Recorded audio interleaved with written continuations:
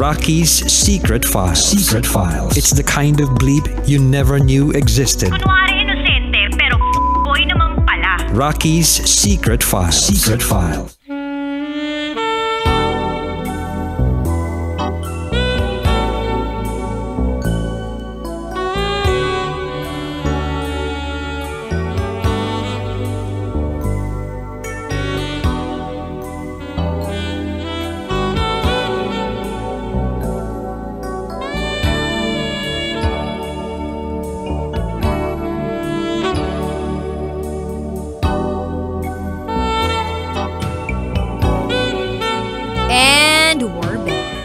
Kasama nyo pa rin si DJ Rocky and this is SPG as in Super Backgammon Secret File.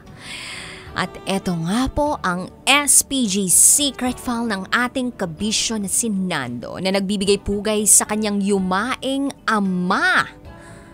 Yumaing? Ano yun?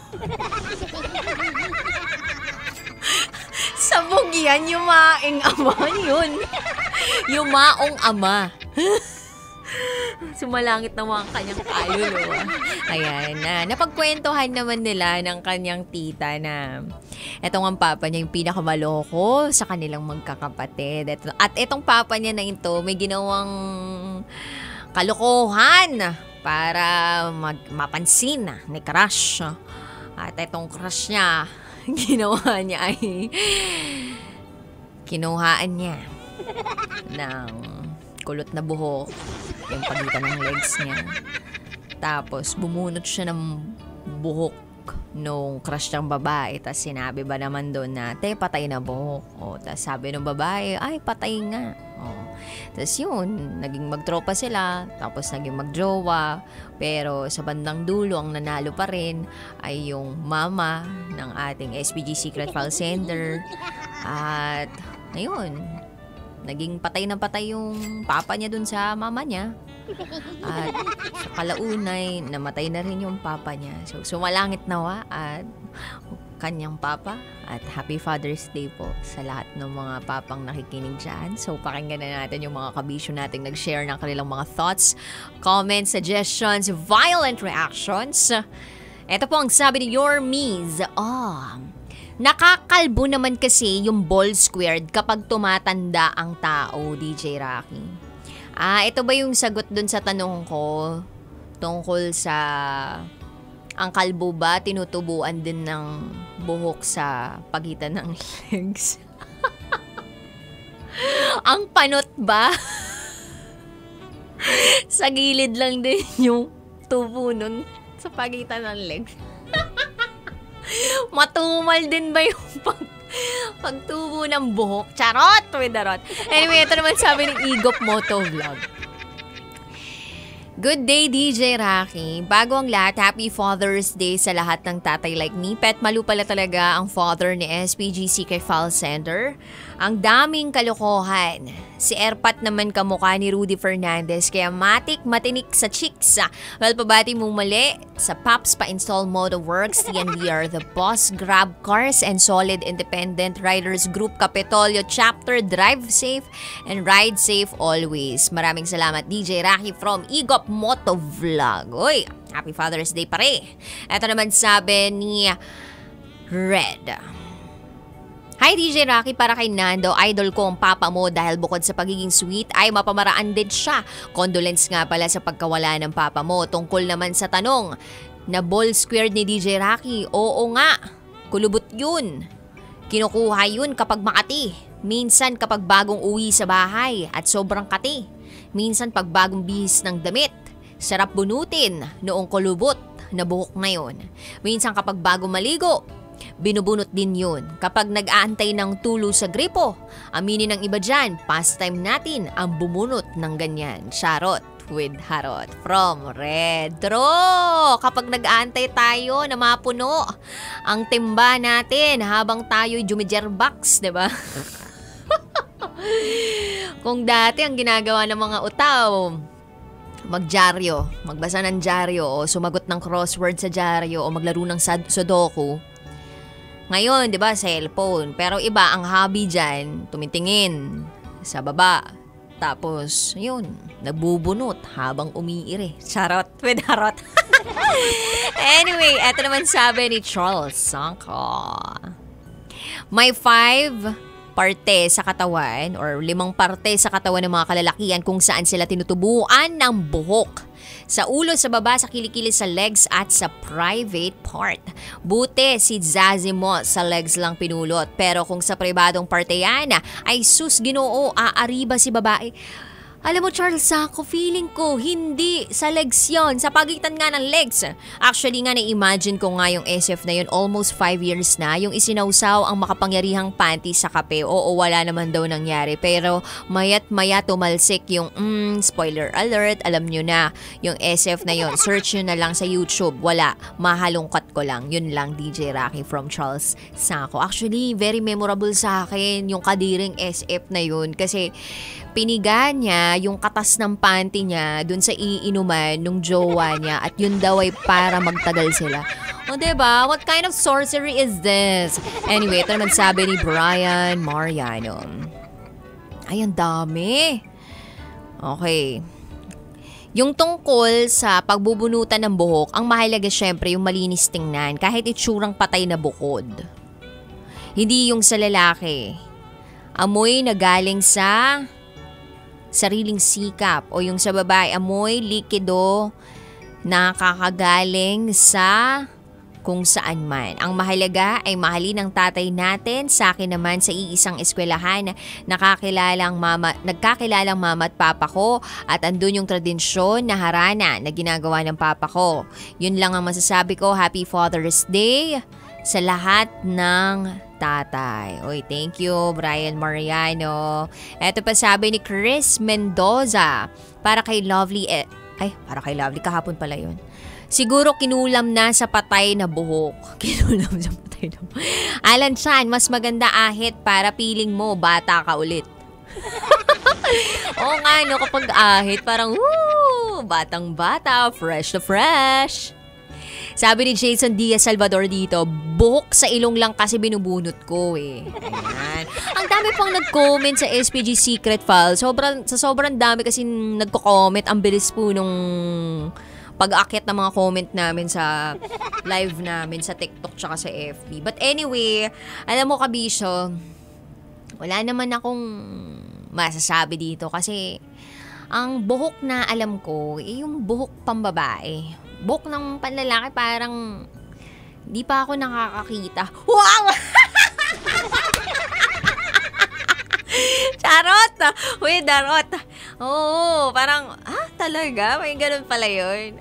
Akala ko hindi nagkakaroon ng buhok yun kasi diba nga, Cobra King. Charot! Uy, darot. Pero, eto na lang yun. Kapag nagkaka-crush ka, ang dami naman paraan para makapagpapansin kay crush. Ewan ko lang talaga dito sa papa ng SPG Secret File Sender natin. Ibang klaseng mag-isip eh. Kumbaga, feeling ko yung mga naisip niyang paraan, ito yung mga na-transfer niya through generations eh. Ito na yung mga kasabihan o kaya yung mga tradisyon o mga kuro-kuro. O mga basta parang mga kulam-kulam pamahiin, ganun. So baka yun yung naisip ng papa mo. Tsaka maloko lang siguro siya.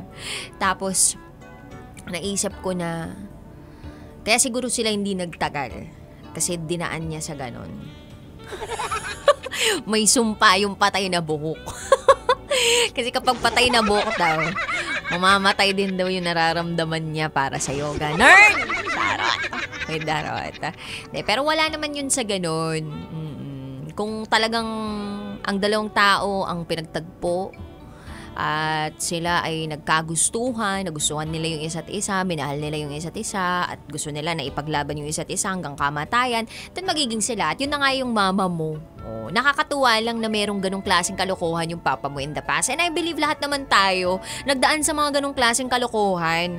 Hello, sino ba naman sa atin yung hindi dumanas? Sa mga babae po dyan ha. Sino po dito yung hindi dumanas na sabi nila kapag first time mong nagkaregla, ang gagawin mo, ipupunas mo yung salawal mo sa mukha mo para hindi ka raw tantarin ng pimples. O, sinong gumawa nun? Huwag po kayong magmaang-maangan. Alam ko, ginawa mo yun. Batang 90s, batang 80s ka. Kumbaga, yung nanay mo, kaya yung lola mo nun, talagang nakaantabay sa'yo, no? Eto na, ilagay mo na sa mukha mo to para hindi ka magkaroon ng pimple, ganyan. Tapos ang ending, habang tumatanda ka, na-realize mo na para kang isang malaking pimple na tinubuan ng maliit na mukha. Ganon. Charot! With the rot. Diba, hindi naman kasi talaga siya guaranteed eh. Nasa hormones siya, nasa genes siya, nasa kinakain mo siya, ganyan. Depende pa sa katawan mo, kung magkakaroon ka pa ng PCOS or whatsoever. Yung mga ganun ba? So, ito yung mga pamahiin in the past na dala-dala ng mga ibang tao. Pero nakakatawa na ginawa natin siya. O, tapos meron pa dun yung hahakbang ka, 'di ba? From the third step ng hagdanan ninyo para maging 3 araw lang yung regla mo. O. 'Di ba? May ganun. So sa mga lalaki siguro magbulot ka ng patay na buhok diyan sa pagitan ng legs mo o ng kulot na buhok diyan sa pagitan ng legs mo, tapos ibigay mo dun sa taong gusto mo, baka ma-inlove siya sa iyo, baka may ganun. Pero wala pong garantisaduhan, di ba? O anong tawag doon? Walang kasiguraduhan, no? Not guaranteed, kumbaga, na ito po ay matutupad o kung ano man yung goal ng mismong pamahiin na yon, mangyayari sa inyo. Nasa tao pa rin yan. Kung mag-work hard siya, kung magsisipag siya, kung talagang para sa kanya, yung bagay na yun o yung taong yun, ibibigay sa kanya yun. And sa mga papa dyan na mga maluloko, ayan, na kwento ng kwento sa kanilang mga junakis o hindi man nagkukwento, ang mahalaga dyan, kahit di kayo magkwento, meron kayong kwenta, basta magbigay lang kayo ng kwarta. Charot! With the rot, diba? May kwenta, basta may kwarta. Charot lang. Basta, kabisya, happy Father's Day sa lahat ng mga papa dyan. Ama, tumatayong tatay, mama na nagiging tatay. Happy Father's Day po sa inyong lahat. Sa mga magiging tatay, gagawa pa lang ngayon. Happy Father's Day po. At sa lahat po ng mga kalbo dyan, check nyo nga kung may tumutubong buhok para sa research ko lang.